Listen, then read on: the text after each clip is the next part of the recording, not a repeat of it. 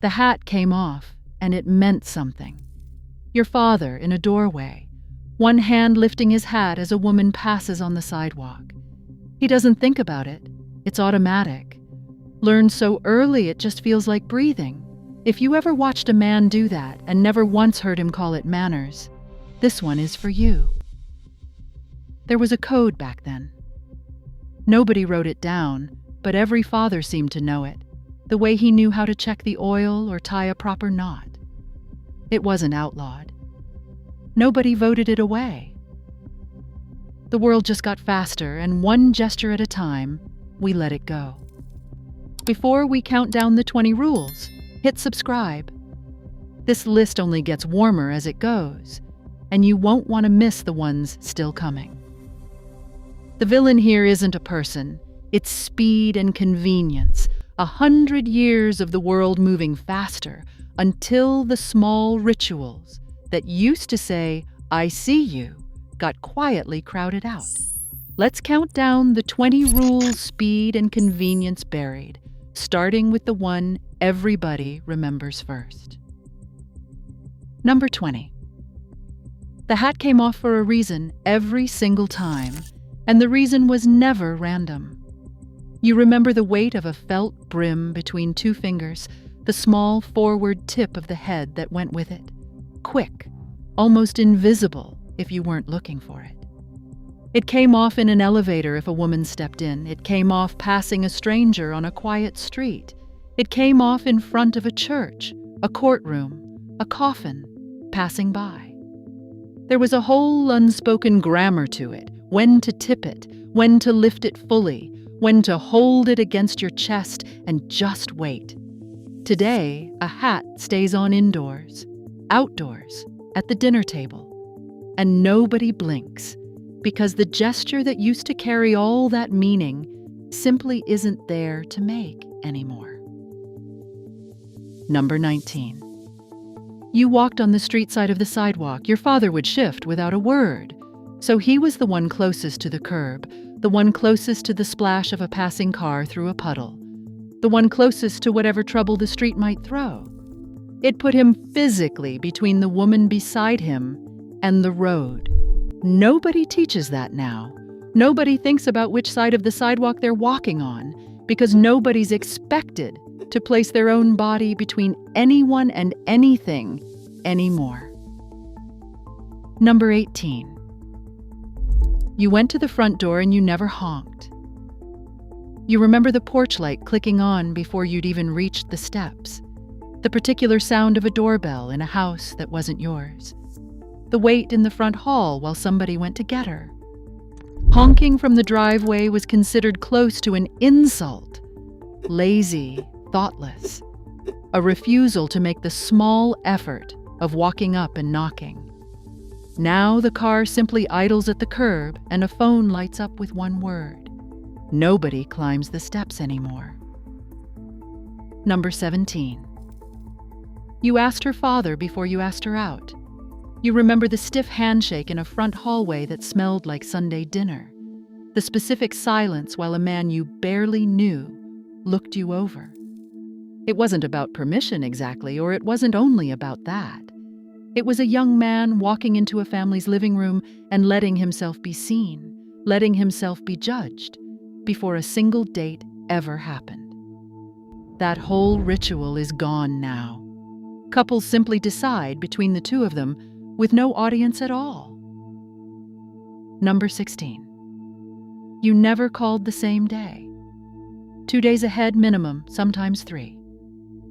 You remember rehearsing the line in your head before you ever picked up the phone that hung on the kitchen wall. Cord stretched as far as it would go for a little privacy that never quite arrived. Asking someone out on short notice read as careless, like an afterthought instead of an invitation. Now a plan can form and happen inside the same hour, and nobody thinks twice about it. Number 15. You stood the moment a woman walked into the room. You remember the scrape of chair legs against a wood floor.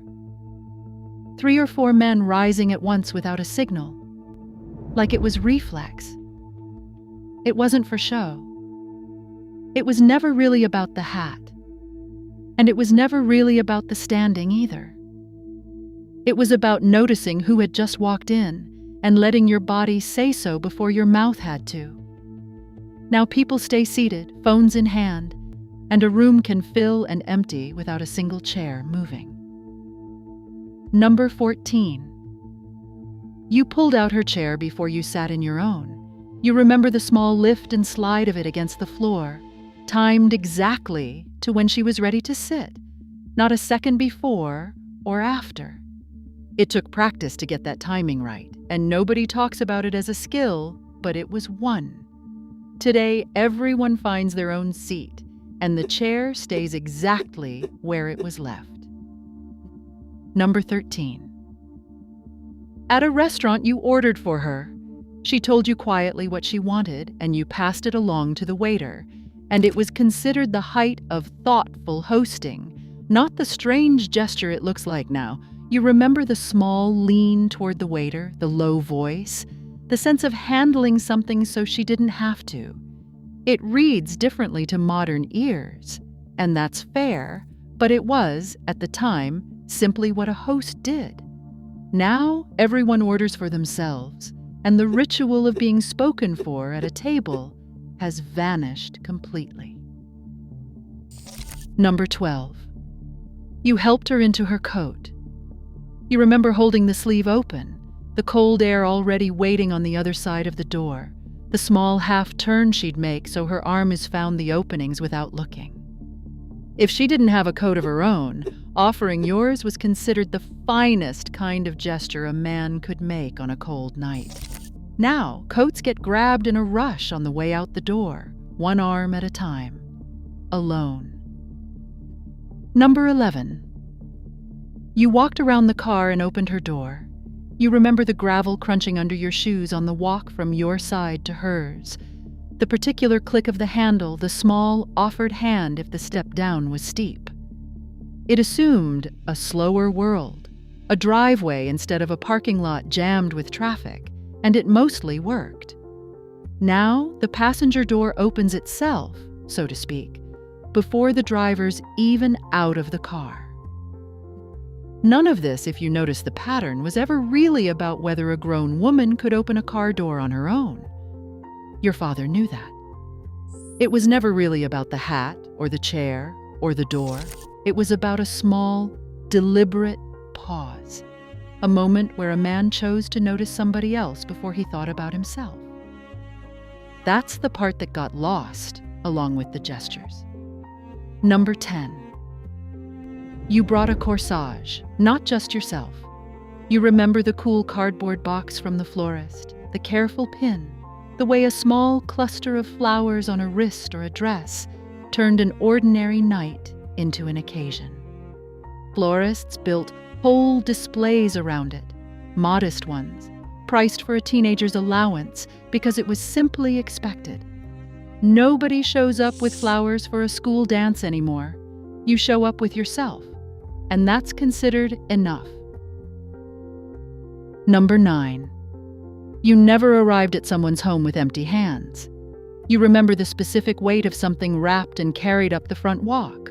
A small thing, a plate, a bottle, anything that said you'd thought about the visit before you made it. Arriving empty-handed was a quiet failure of manners, the kind nobody would mention out loud, but everybody noticed. Now people show up exactly as they are, and nobody minds. Number 8. You wrote the thank you note by hand, and you mailed it within a day or two, not a week. You remember the scratch of a fountain pen on good paper, the specific ritual of sitting down at a desk for no other reason than to say thank you properly. It was slow on purpose. Now a gift gets a text back within the hour, a photo, a quick word, and it's considered plenty, because in a way it is. But something about the slowness, the deliberate sitting down to do it, is gone along with the paper. Number 7. You dressed for Sunday like it meant something. You remember the itch of a starched collar in July heat, the good shoes that pinched a little. The sense that what you wore said something about how seriously you took the morning. Suits for the men, dresses and hats for the women, children scrubbed and buttoned into their smallest discomforts. Today, you wear whatever was already on when you woke up, and church, if you go at all, doesn't ask anything different of you. Number 6. You gave up your seat on the streetcar or the bus. You remember the small lurch of standing just as the vehicle braked, catching yourself on a pole, offering the seat before it was even asked for. It was so automatic that not doing it would have drawn stares.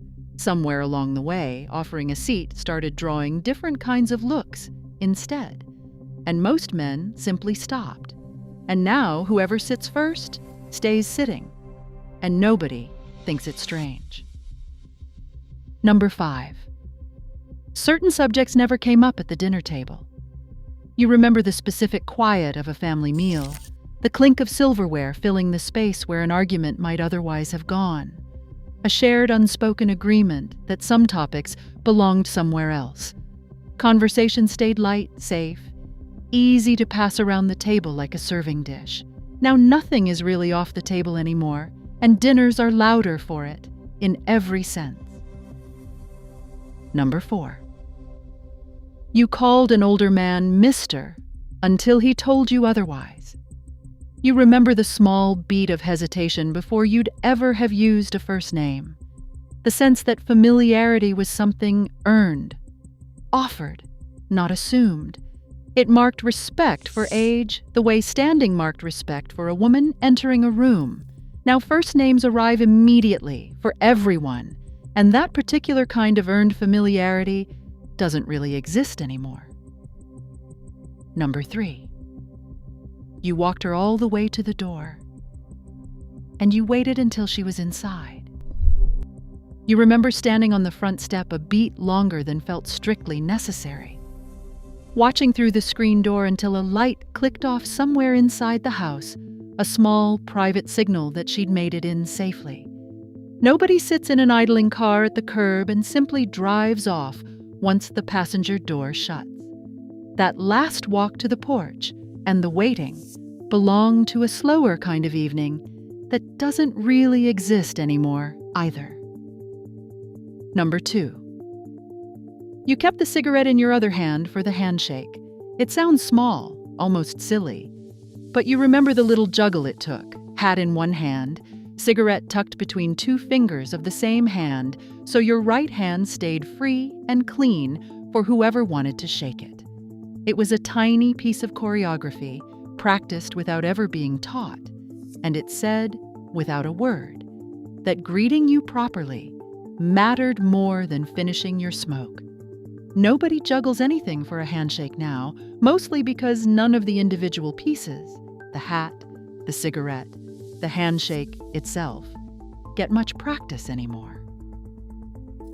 Number 1.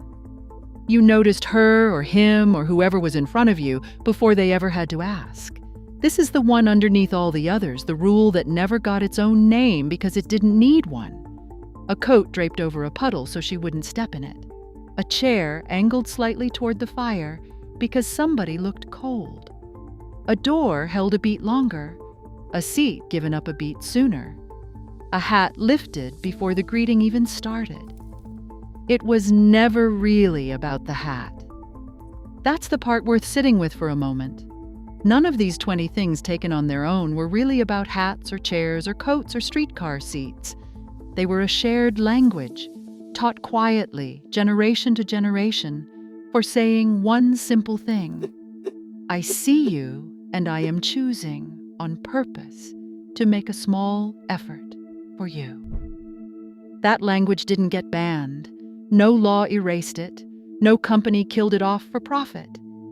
It just got quieter, one generation at a time, until most of us grew up never learning to speak it at all. Some of what went with it needed to go, and that's all right to say plainly. But something real went with it too, the daily, unremarkable habit of noticing another person enough to do something small for them before they ever had to ask. That's what's actually missing. underneath the hats and the chairs and the handwritten notes. Not the objects, the noticing. So if you still catch yourself standing up when someone walks into a room, or you still sit down at a desk to write a real thank you note instead of a text, you're not old-fashioned, and you're not out of step. You're carrying forward something your father carried, something his father probably carried before him, quietly, without ever calling it a code. It mattered then, and it matters now, every time somebody chooses to do it anyway. If this one brought back a memory, hit subscribe now, because there are a lot more of these forgotten rules still to come. So tell me in the comments, the one thing your father or your grandfather did without ever being asked, the thing you didn't understand as a boy and understand completely now. I'd love to hear it.